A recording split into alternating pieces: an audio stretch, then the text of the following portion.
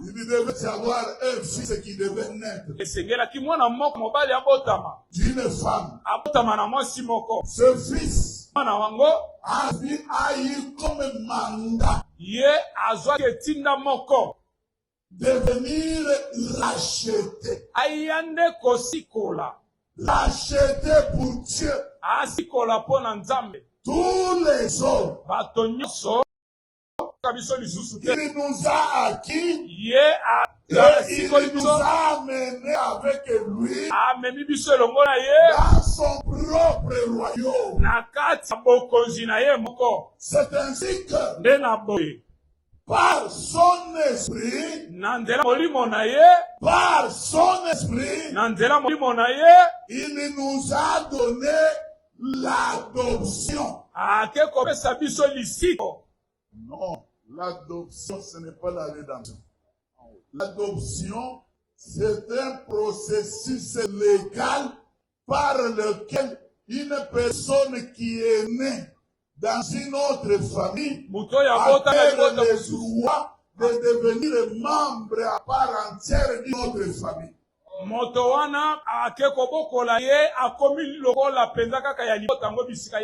Et pour cela, il y a un document juridique, le document d'adoption. Une fois que ce document est établi, toi tu deviens membre à part entière. Tu as le même privilège que les enfants biologiques de cette personne. En ayant obtenu l'adoption,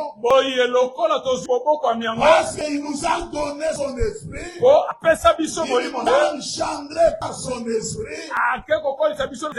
C'est ainsi que nous sommes devenus ses enfants. Il nous a engendrés. Parce que pour qu'il y ait progéniture, il faut que la semence quitte quelque part. Et que la semence part de quelque part. Et c'est cette semence qui va produire la vie. Oui, Dieu, quand il prend son esprit, il l'envoie en nous. Dès que nous avons reçu son esprit,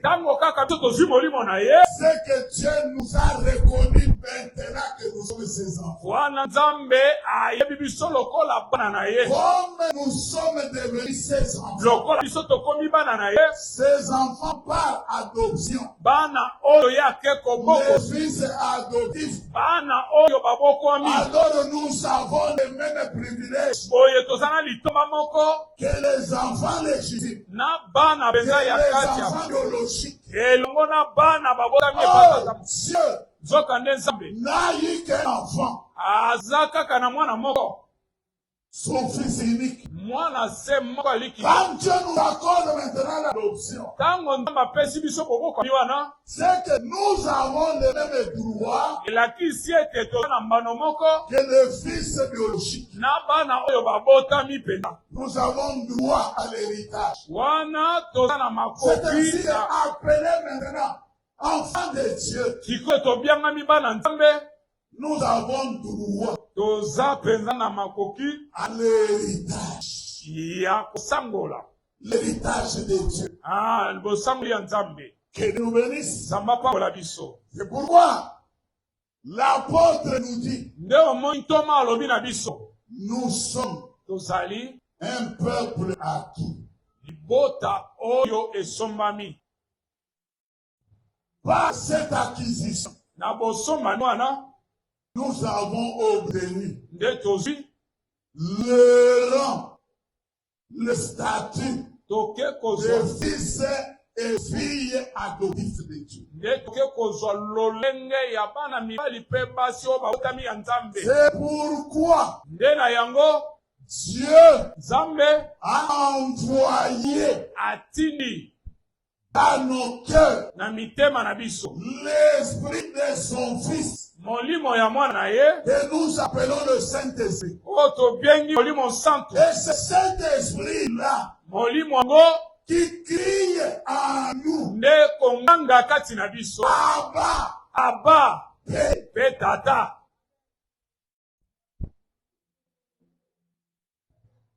Azalaki na biso hein?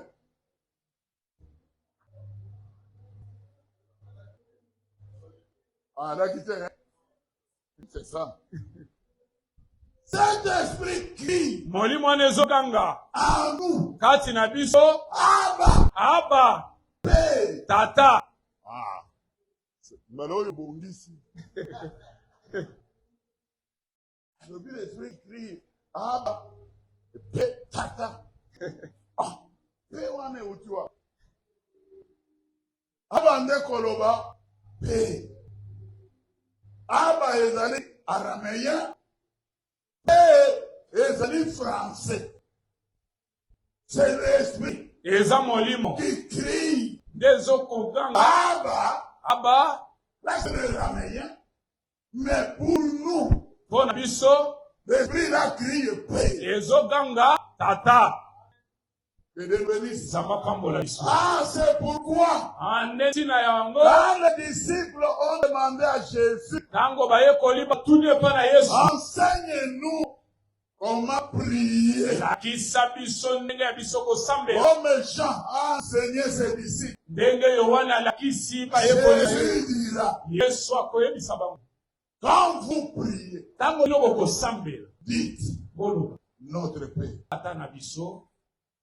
Ne peut dire, ne peut appeler Dieu son Père Oyo koki kobenga Nzambe tata na ye que celui-là qui a reçu l'Esprit de Dieu. kaka oyo ayamba molimo na Oh, Nzambe. celui qui a reçu l'Esprit de Dieu. Nzokande oyo ayamba molimo na Nzambe C'est que c'est quelqu'un qui a été justifié. aza moto oyo alongisama. Toute condamnation qui pesait sur lui, Itunu nyonso ezalaki likolo na Dieu ye a enlevé la condamnation. Nzambe asi alongoli Et yango. Dieu l'a déclaré juste. Nzambe asi atatoli ete aza Comme kongebe preuve de cela, lokola Dieu pema a yango pris son esprit, Nzambe azwi molimo il na a ye donné à cette personne. ake Et atie kati celui qui mosoko. reçoit l'esprit, Mutu oyo azoya molimo désormais, banda lelo il est fils de Dieu. azali mwana Nzambe. Que Dieu bénisse. Nzambe apambola biso. Il est fils de Dieu. Azali mwana Nzambe. Nous sommes un peuple Toza libota moko acquis. oyo esombami. L'adoption, Bobokami c'est un acte juridique. ezali eloko oyo ya bazuzi. Parce que notre Dieu, Po ete Nzambe na biso c'est lui le premier juge. ye nde mosambisi ya liboso. Et quand il prend un décret, Soki ye azwi dekre moko juridiquement, kolandisa bazuzi, la chose là et doit s'appliquer. Likambo wana esengeli kaka esalema. Zamba pambola biso. Je vous avais dit, Nayebisa bino. pour que le testament Po testamento mokani soit moweli. validé, Po ezwa motuya il faut d'abord esengeli yambo. que la mort Esengeli moweli. du testataire Ya mokanda oyo. soit prouvée. Bayeba na koyeba ko prouver yango. Amen. Amen. Soit prouvée. Bayeba na ko prouver yango. Toi et moi, Yonanga. soki okei na musala na yo lobi na kufeli papa. Baosalelo moko. Mais soki oyena mokanda yo epai ya juge a commis acte de décès. Ye juge alobi mokolo boye ngonga boye songolo akufi. Juge a signé. C'est ça, l'acte de décès qui fera que les représentants bango a formé tiroir, a pesi mbongo ya funérailles, ya ni kende okunda papa na yo. Le décès doit être constaté juridiquement. Ebongi eyeba na kosalema bazuzi. C'est ainsi que l'adoption Dena boye boko doit kwani. être constatée juridiquement. Ebongi pe bazuzi bayeba lisusu na kosalela. Même l'air yo boti mwana. Il faut que ndeliboso ya l'État. L'État pesa yo acte qui atteste que mwana abota. On appelle l'acte de naissance. Babengi yango mukanda ya kosalisa ete mwana bota À nyama ya yo. partir de l'acte de naissance, Banda kaka na mukando babengi acte de naissance. mwana wana appartient maintenant à la nation. L'État lui doit la protection parce que c'est un citoyen. Mboka ekoyeba na kobatela po ete azali mwana ya mboka.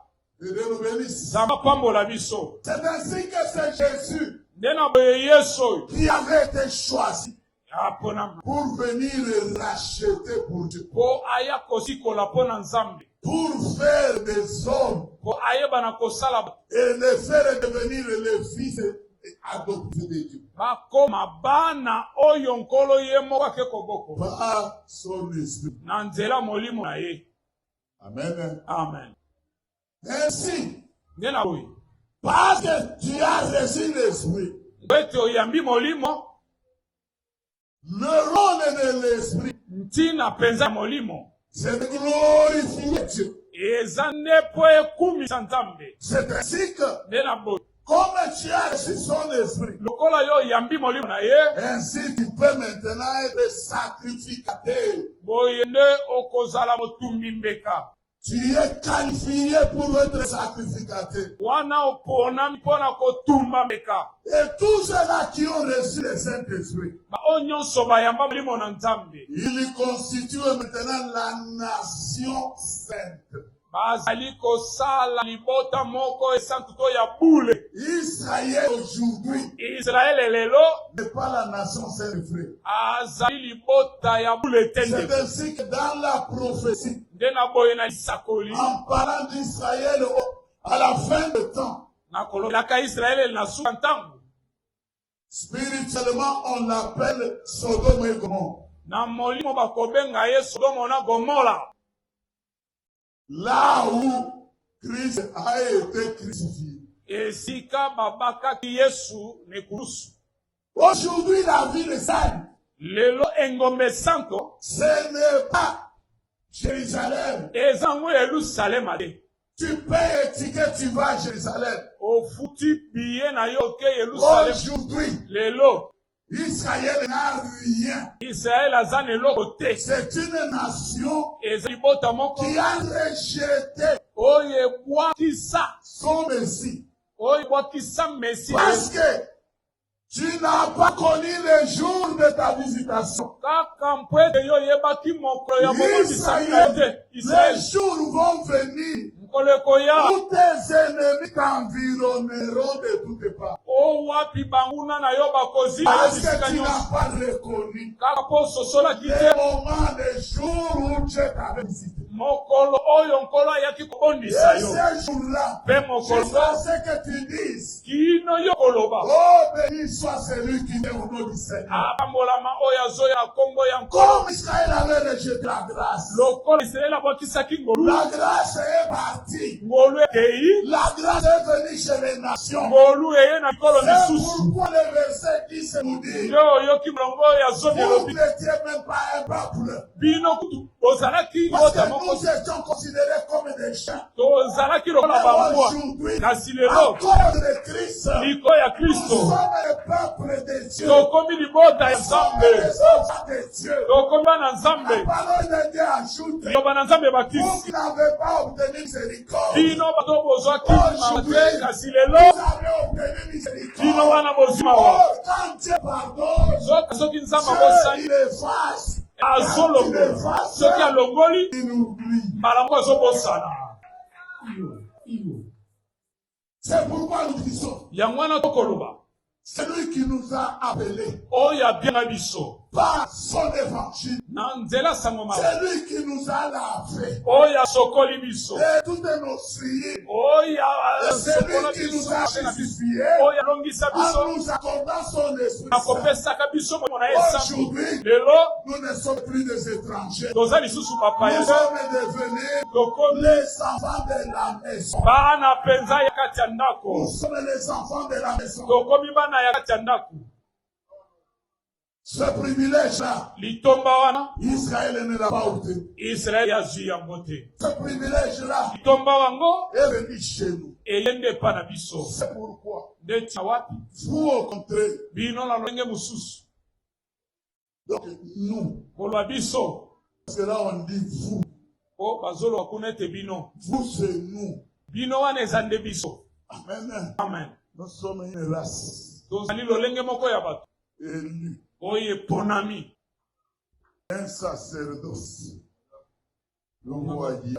bonganga moko ya bokonzi Verset 5, molongo ya mitano il est dit nous sommes un saint sacerdoce. alobi kuna ete tozali mpenza bonganga moko ya esango Pour offrir mpo na kobonzela des victimes spirituelles bambeka moko ya molimo agréables à Dieu oyo ezali kosepelisa par Jésus-Christ. na nzela ya yesu kristo Ce sacerdoce-là, bonganga ngo pas le sacerdoce de l'ombre, ezali pas le bonganga ya sacerdoce elingi des te bouquets et des brebis, eza nango ya bameme pas atako le ya balaba sacerdoce te des vaches, eza nango ya bangombe te mais un sacerdoce bonganga moko spirituel, ya molimo un saint sacerdoce. bonganga moko ya esanto ya bule Amen. amen Et pourquoi la parole de Dieu nous dit yango wana liloba na nzambe ekoloba na la biso sacrificature qui était en Israël, bonganga oyo eza na israele ils offraient des victimes bango babandaki kobonzela physiques. bambeka ezomonana C'était un culte ezalaki losambo moko ombre ezalaki mpe elilingi des réalités ya bosolo célestes ya likolo et la concrétisation mpe kokokisama de cette ombre-là. ya elilingi yango C'est le culte que nous célébrons aujourd'hui. amen eza nde losambo biso tokosala Parce lelo que nous célébrons le culte po ete tokosala losambo moko par l'esprit. na nzela molimo Amen. amen C'est ainsi que la parole nous dit dans Galates 4. nde omoni liloba na nzambe koloba na biso na galatia mokambo nini Maintenant, toi, sikoyo yo tu n'es plus un esclave, oza lisusu mowumbu te mais tu es devenu un fils. kasi okomi nde mwana Nous ne sommes plus des esclaves. toza lisusu bawumbu te Nous sommes devenus des fils. tokomi nde bana Que Dieu nous bénisse. nzambe apambola biso C'est pourquoi, nde ntina wapi dans cette sacrificature, na kati ya bonganga oyo l'observation des jours n'existe pas. makambo ya o lelo mokolo boye boye eza te L'observation des jours n'existe pas. Oh, lelo mokolo oyo eza te. Le culte de dimanche Losambo ya mokolo neyenga n'est pas plus grand que le culte de mardi. eleki nango losambo oyo tosalaka mokolo ya mibale N'est pas plus grand que le culte de jeudi. eleki mokolo oyo ya jeudi te. Tous les cultes balosambo nyonso s'équivalent tous. ezali ndenge moko.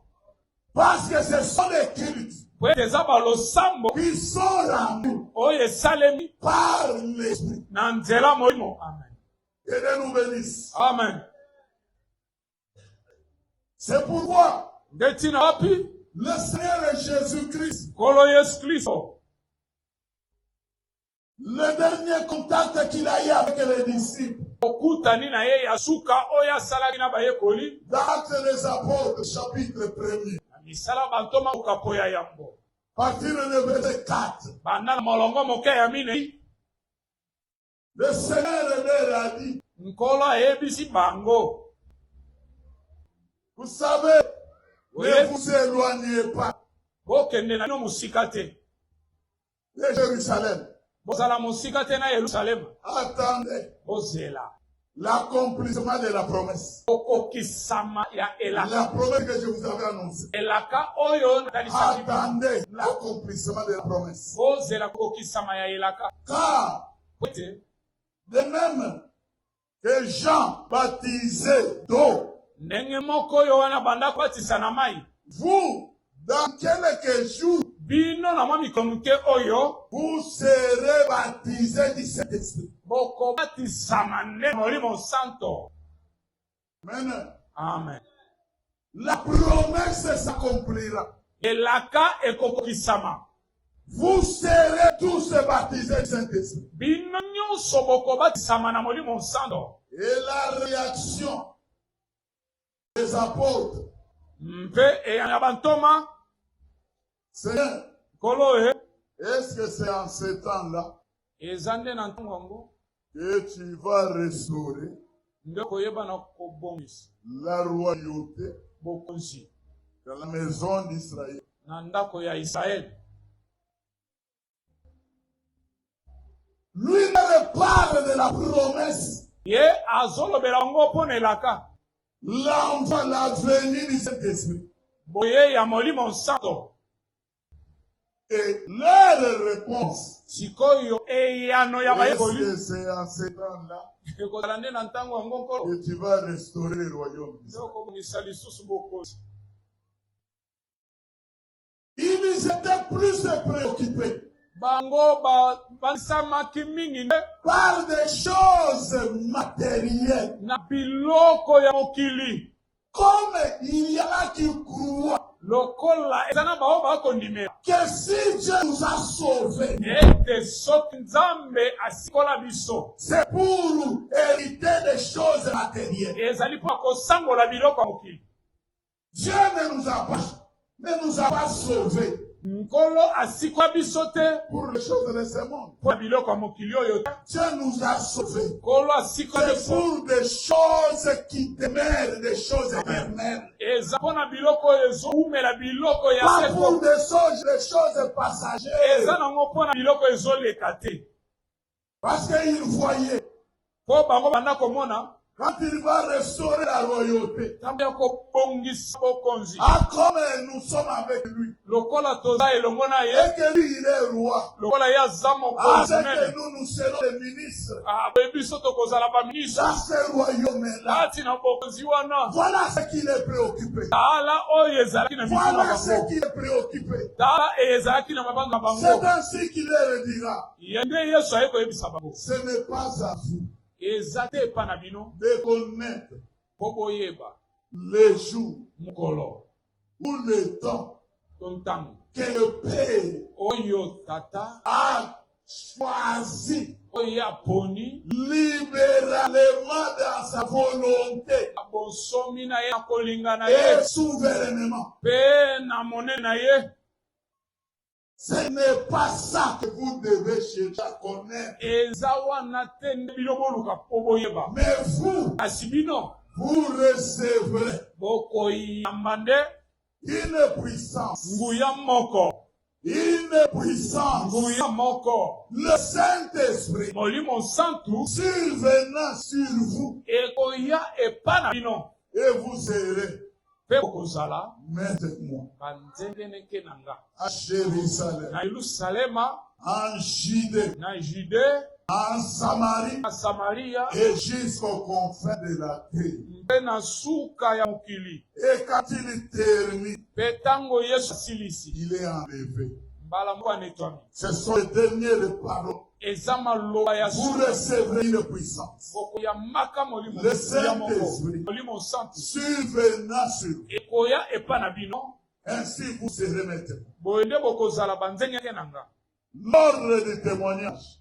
Na ntango ya litatoli, D'abord à Jérusalem. yambo ekosalema na Yerusalema. D'abord à Jérusalem. Ekobandana na Yerusalema. Ensuite en Judée. Sima eke na Judée. Ensuite à Samarie. Elandi na Samaria. Et jusqu'aux confins de la terre. Mpe sima na suka bipai nyonso na mokili. Et de nous bénisse. Zamba pambola biso. C'est ainsi que nous avons entendu l'apôtre nous dire, Nde toyoki ntoma koyebisa biso. nous sommes Tozali un sacerdoce libota moko ya bonga royal. ya bokonzi. Amen. Amen. Le sacerdoce Bonganga a deux caractéristiques. eza na lolenge mibale. Verset 5, on nous dit, Molongo moke ya mitano balobi na biso. c'est un saint sacerdoce. Ezali bonga moko esanto. Et là, au verset 9, Kuna na molongo moke ya on libwa. nous dit, Bayebisi biso. c'est un sacerdoce Eza bonganga moko royal. ya bokonzi. Amen. Amen. Le saint sacerdoce, Bonganga moko esanto. c'est pour offrir à Dieu Eza nde pona kobonzele pa na des victimes spirituelles mpona kobonzele mabonza molimo par la prière. na nzela losambo. C'est que le sacerdoce Koloba bonganga a comme premier fondement, ezali na moboko ya yambo. c'est la prière. Eza nde losambo. Le premier fondement du sacerdoce. Bonganga ya liboso. Le sacerdoce, c'est ça, mis à part, Ezali esanto echami pembeni. pour lui offrir Mpona kobonzela des victimes bamabonza spirituelles ya molimo agréables à Dieu oyo ekosepelisa Nzambe par Jésus-Christ. na nzela ya Yesu Kristo. Nous avons la prière Toza na losambo. et de nous bénir. Zamba pambola biso. Quand ils ont posé la question, Tango bake kotuna motuna. est-ce que vous pouvez nous apprendre à prier?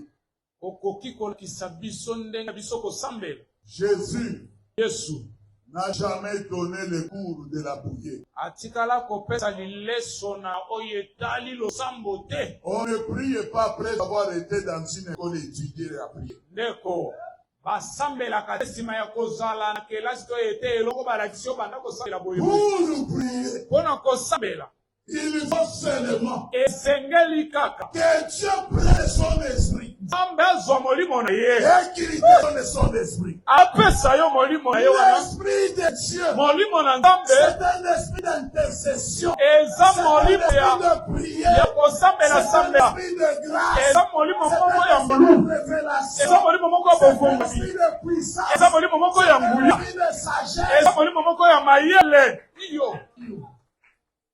C'est par lui Kaka epa na ye que les hommes et les femmes nde basi mpe mibali prient. bakosambela. Tu peux remplir des cahiers de prière. Ndeko kotondisa bakaye balakisi ndenge okosambela. Tant que tu ne prieras pas, Na ntango yo okosambelaka te, tu ne seras jamais un homme de prière. okotikala kozala mobali te ya mabondeli. Okotikala kozalaka te mwasi ya mabondeli. Que le bénisse. Nzambe apambola biso. Dès qu'il nous donne son esprit, na ntango ye azopesa biso kaka molimo na ye, c'est son esprit molimo na ye wana qui nous fait maintenant vibrer. yango nde kosala ete biso toningisa. C'est pourquoi il est écrit, yango nde ekomami faites en tout temps bosala na ntango nyonso par l'esprit na nzela molimo toutes sortes de prières. balolenge nyonso ya balosambo. Veillez à cela bosenzela yango avec entière persévérance. na molende koyika mpiko mobimba. Que Dieu nous bénisse. zapambola biso. Deuxième fondement, moboko ya mibale le seul sacrificature, ya bongangango c'est une sacrificature eza bonganga moko royale. ya bokonzi. Une sacrificature bonganga moko qui se couple à la royauté. oyo ezali kotambolela ngona bokonzi. Que Dieu nous bénisse. zamba pambola biso. Et ici, pe awa comme pour la sacrificature sainte, lokola na bonganga ya esanto, la sacrificature royale, bonganga ya bokonzi, le roi sacrificateur. mokonzi motumbi mbeka. Tu peux mettre au pluriel. Ah, Les rois. bakonzi Parce que batumbi un mbeka. royaume n'est pas constitué d'une personne. Kwete bokonzi ezoni moto moko te. Amen. Amen. Iyo. Si nous sommes membres du royaume, soki biso tozali nous bato kaka bokonzi, sommes des sujets du royaume. biso nde na kutu ya bokonzi yango. En ce qui concerne na oyo etali la sacrificature royale, bonganga peza ya bokonzi. cette sacrificature, bonganga ngo la parole nous dit, liloba ekoloba na biso c'est pour ezali mpona annoncer kotatola les vertus makambo kitoko de celui-là même qui nous avait appelés ya moto yango oyo abianga biso des ténèbres na molili à son admirable lumière, na pole na ye oyo ya malamu, pour annoncer mpona kotatola les vertus, makambo kitoko.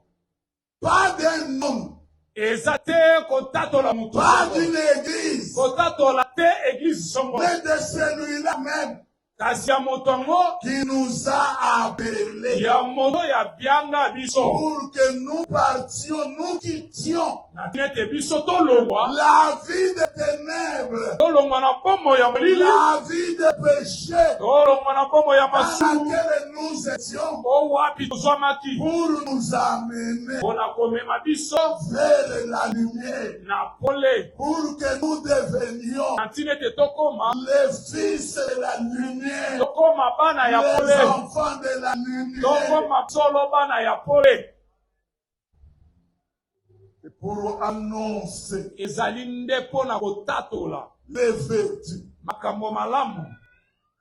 Que Dieu nous bénisse. zala pambola biso. C'est ainsi que le Seigneur leur dira, nde omoni nkolo ayebisi bango vous recevrez une puissance. bokoyambaka molimo, Le Saint-Esprit bokoyambaka nguya molimo nsambo survenant sur vous, ekoya epa na bino, vous serez bokozala mes témoins. banzengeneke na ngai. Amen. Et vous serez bokozala mes témoins. banzengeneke na ngai. Ce témoignage, litatoli oyo c'est ça le mandat yango nde etinda qu'on a donné au Fils. oyo bapesi epa mwana. Nous voyons le mariage d'Isaac. tomoni likwela to mariage ya Isaac. Le mariage d'Isaac, libala ya Isaac Abraham avait envoyé son serviteur. tomoni Abraham atindi mosali na ye. Le serviteur arrive dans la belle famille. mosali akomi epa bokilo. Le serviteur mosali n'a parlé que d'Abraham ake kobela kaka pona Balaam de la richesse d'Abraham, na bozwi ya Balama ainsi que de son unique héritier, boye na mwana mosangoli na ye moko à qui devait revenir toute cette richesse. o wapi esengeli bozwi nyonso wana ekoma Et ya ye c'est pour cet héritier-là kaka pona mosangoli wana qu'il m'a envoyé atindinga chercher une épouse. nalukela ye mwasi Que Dieu nous bénisse. zapambola biso. L'apôtre Paul dit, Koma Paul alobi quand nous sommes venus chez vous, tango biso toye epa bino nous n'avons pas voulu